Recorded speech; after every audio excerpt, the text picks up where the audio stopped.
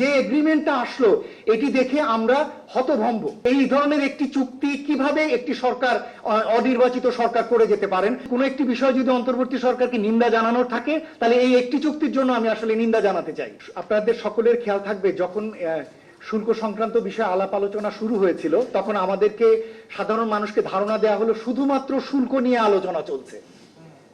আপনাদের নিশ্চয়ই খেয়াল আছে শুধু শুল্ক নিয়ে আলোচনা হচ্ছে। সেটা কি? এটা 35 থেকে কিভাবে আমরা 20-এ কমিয়ে আনতে পারবো এবং তার জন্য কিছু কিছু প্রকিউরমেন্টের চুক্তি করলেই নাকি আমাদের এটি শেষ হয়ে যাবে। কিন্তু যে এগ্রিমেন্টটা আসলো এটি দেখে আমরা হতভম্ব, আমরা স্তম্ভিত। এই ধরনের একটি চুক্তি কিভাবে একটি সরকার অনির্বাচিত সরকার করে যেতে পারেন বা এই দায়টি কিভাবে একটি নির্বাচিত সরকারের কাছে এই সরকার দিয়ে যেতে পারেন? আমার কাছে মনে হয় যে কোনো একটি বিষয় যদি অন্তর্বর্তী সরকারকে নিন্দা জানানোর থাকে তাহলে এই একটি চুক্তির জন্য আমি আসলে নিন্দা জানাতে চাই। এবং দেখবেন এই চুক্তির সর্বশেষ যে দুটি ক্লজে বলা আছে যে এই চুক্তি যদি উভয় পক্ষ যৌথভাবে সম্মতিতে 60 দিনের ভিত্তিতে তারা আলাপ আলোচনার মাধ্যমে এই চুক্তি থেকে বেরিয়ে যেতে পারেন। এটা হচ্ছে এক।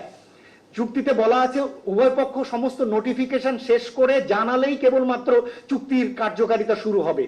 সেটাও ফলে এই দুটোর কোনোটি এখন পর্যন্ত আমরা শুরু করিনি। দুই, থার্ড যেটি ইউএস সুপ্রিম কোর্টে যে নির্দেশনাটি এসছে, যে পজিশনটি এসছে, সেটিতে কিন্তু এটি পরিষ্কার যে এই পুরো বিষয়টি আসলে ভ্রমাত্মক।